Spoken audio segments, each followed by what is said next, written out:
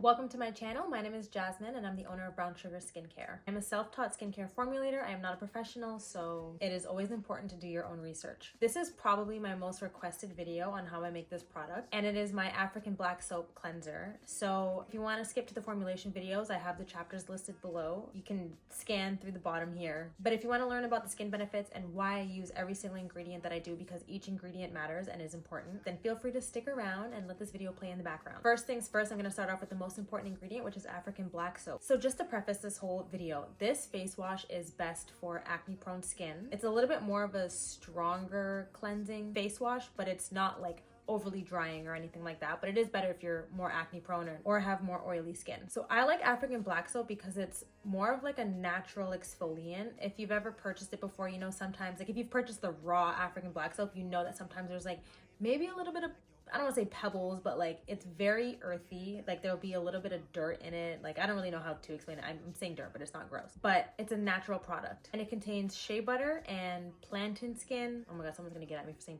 plantain skin. Both of these ingredients are known to calm the skin and help with inflammation and things like that. Obviously, and if you know shea butter, shea is very moisturizing for the skin. I love African Black Soap because it's great for stripping the skin of excess oils and cleansing a little deeper in the pores, and it helps reduce the chances of your pores getting clogged again. I'm sure there's a whole bunch more I could say about African Black Soap, but I'm gonna try to keep this a little bit to a minimal because I don't want to keep you guys for too long. But that is why I love and I use African Black Soap. So the next ingredient that I wanted to talk about is Polysorbate 80. I didn't want to include a strong emulsifier in this face wash because I didn't want it to feel too creamy or too thick. Like I didn't want to completely eliminate the lather. So I chose a liquid, gentle emulsifier. Some people claim this as also a mild surfactant as well, so it's great for cleansing the skin, but again, like I said, it's very gentle. What this does is essentially helps combine the oil and the water phases together. However, if you do make this face wash, or if you have purchased mine before, you'll know that it still does separate, but all you have to do is quickly shake it and then it mixes back together beautifully, and it doesn't stay separated once you mix it. Like it blends beautifully once it's mixed, but if you let it sit for a couple days, then of course it's going to separate again. I also really like Polysorbate 80 because it does help control oil where necessary. So if you, for example, have a lot of excess oil only here or only here, I honestly get my oil all here, mainly my nose.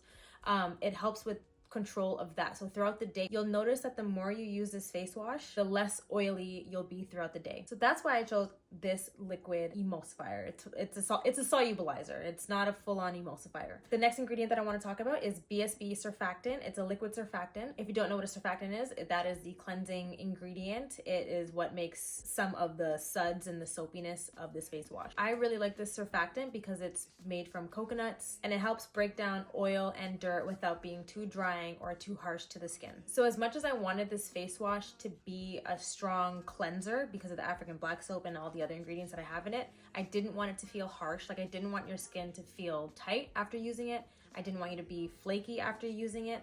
So I try to stay on the side of more like sensitive skin, but still strong enough to help with the problem. I wasn't really going to talk about this ingredient. I wasn't going to talk about the fact that I use glycerin in this face wash, but glycerin is a humectant, and what that helps with is drawing moisture to your skin. So if you have acne prone skin, there's a chance that your skin pH balance is thrown off. So you need moisture in some places, but then you have too much oil and buildup in other places. So I just wanted to include a little bit of vegetable glycerin just to help with the fact that I'm sure there's some areas of your skin that could use a little bit more hydration, and I wanted something more natural, which is why I chose vegetable glycerin. This will not irritate, it should not irritate your skin. It's very gentle, like I said, for sensitive skin and all that good stuff. Now I'm going to talk about the 3 essential oils that I have in this face wash. Like I said, this is more for acne prone skin, so I tried to keep everything within that realm. First ingredient that I'm going to talk about is turmeric essential oil. I have used this ingredient in a couple other videos, a couple filmed but maybe not posted. In my acne spot treatment, I have also used turmeric essential oil. I love this ingredient for brightening the skin, helping with dark spots, acne spots, hyperpigmentation, all those things that are usually associated with acne. I love it. It helps brighten the skin, helps get rid of those dark areas. It also can help with inflammation. So again, if you have acne, it helps with the calming of that. And I really do like it because not only does it help get rid of your current acne, but it works beautifully to help maintain your skin and keep acne at bay. Next up on the list, we have peppermint essential oil. I love peppermint essential oil when it comes to my skin. I love that little bit of a cooling. This face wash doesn't hold on. This face wash doesn't have that cooling sensation that the acne spot treatment does because I use this at a much lower usage rate, but I still love it because it's antiseptic, so it helps clean out acne that might have popped or that you probably have popped, and it helps make sure that area stays clean so no dirt gets in it and doesn't infect it more. It's also, like I said, helps soothe irritation, inflammation, helps get rid of redness, and I just love the overall calming aspect that it does for active acne breakouts. Third essential oil that I wanted to talk about is, and I think I'm gonna pronounce this wrong, but it's Bakuchiol oil. I have no idea how to say that. This is a new ingredient that I just recently incorporated into this face wash. Normally what I would have used is tea tree oil, but I wanted to kind of switch it up because I was doing a lot of research on this essential oil and I absolutely love it for the skin. It's definitely not a common ingredient, so if you want to replace this ingredient with something that you may have already, 100% tea tree oil at the same percentage rate. I like this ingredient a lot because it's a plant version of retinol. It's anti-aging, anti-inflammatory, and has antibacterial properties. Alongside the turmeric oil, this helps with the appearance of acne scars, so dark spots and all those things, but helping get rid of those post-acne scars. Like this ingredient, if you've never heard of it, I highly recommend doing a lot of research on it because I will be using this in a lot of other hyperpigmentation and dark spots, like those kind of formulations. I will be incorporating this ingredient for sure. Now I'm going to be talking about sesame seed oil. Sesame seed oil, I think, was like the icing on top of this formulation. I just love the benefits of this oil. I don't use it often, but I do love it. Sesame oil is high in vitamin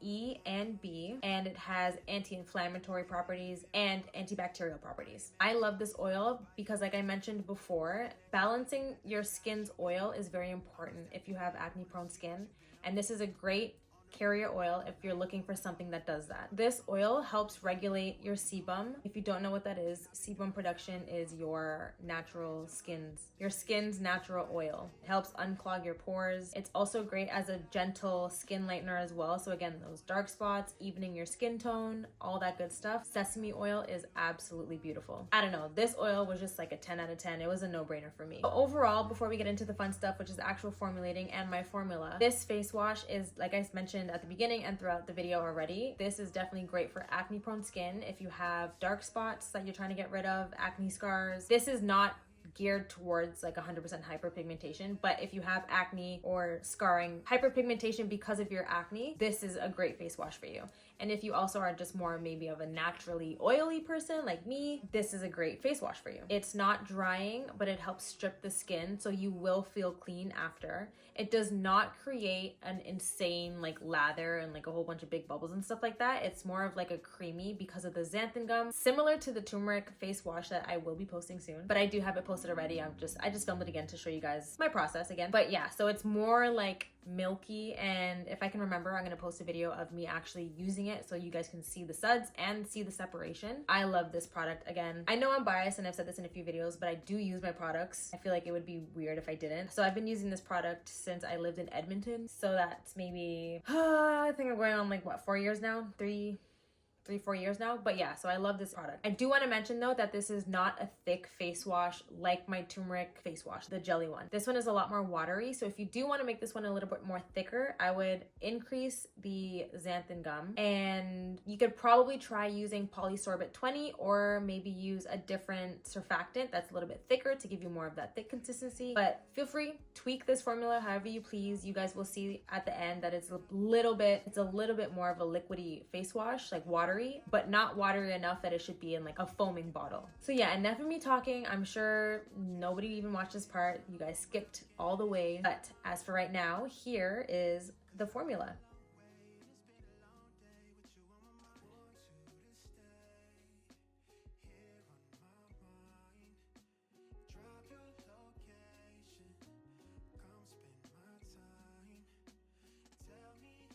And now we will get into the formulating, and I'll show you guys the process because this is actually a two-step process, which I will explain now.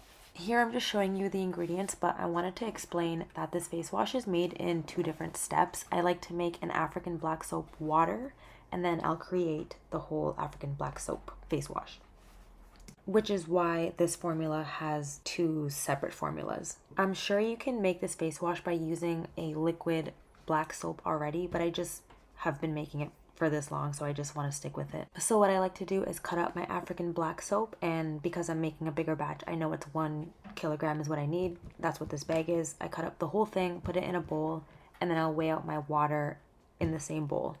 I'll then put it on my stove to heat it up, and then that's how I slowly melt down the African black soap. And it's important to weigh the bowl after you pour everything in, just so you know how much water has evaporated and you can replace the same amount of water. So while that's on the stove getting heated up, I'll mix all my other ingredients together.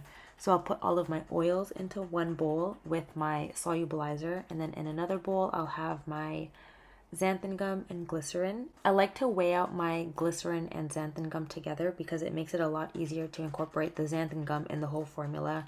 It eliminates a lot of clumps and all that stuff. And then in a third small bowl, I'll weigh out my surfactant. So how I create the 2 formulas is I will first find out how much of the soap as a whole that I'll want to make. So let's say I want to make a 3,000 gram batch. And then I'll look at my formula and I'll see how much of the African black soap water that I'll need. And then in my second formula, I'll make sure the total equals out the same amount of grams. I hope that makes sense. If you don't understand what I'm saying, leave a comment and I'll do my best to explain it there. So once everything is weighed out and you're all prepared, your African black soap water should be almost ready by now. You're going to take it off of the stove and get your stick blender and start blending it. When you first initially start blending it, it will be a little bit clumpy, it'll be hard.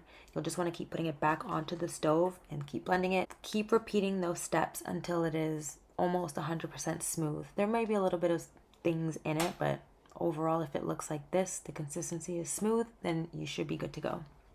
So it isn't necessary to have a thermometer, but I do like to keep track of the temperature because I don't want to put any of these ingredients in while it's too hot like this.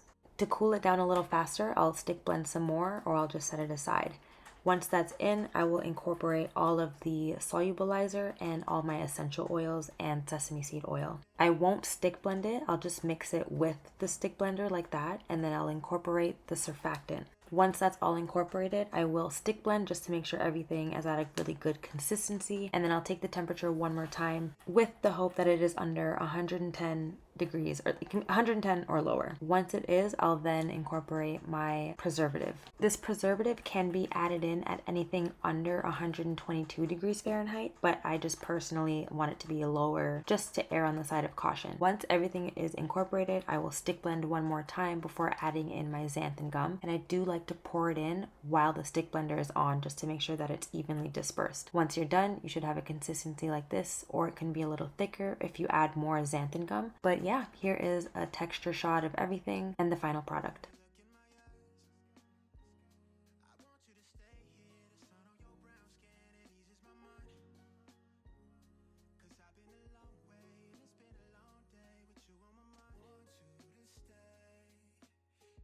If you actually sat and watched this whole video, I just want to say a huge thank you. If you didn't and you skipped all the way through, still a huge thank you. Thank you for supporting me and watching my videos. I hope you guys like this face wash. I know that I keep saying face wash. I know a lot of you guys have been waiting for this formula, so here you go. I'm glad to have finally been able to put it out. If you have any questions at all about this formula or any ingredient or substitution, please don't hesitate to comment it down below. I am pretty good for the most part at responding to all the comments, especially within the first week. I will make sure to do my best to respond to everyone. I just want to say, I actually can't believe that we're almost at 9,000 subscribers. I started this year off with 5,000. No, that's a whole lie. I was at 5,000, I believe in November or something like that. And it's only been 3 months and I'm almost at 9,000, which is absolutely insane. I'm very excited to hit 10. But yeah, thank you very much for liking this. I'm jumping the gun. I hope you guys like this video, but thank you very much for watching and supporting me, and I will see you guys in my next video.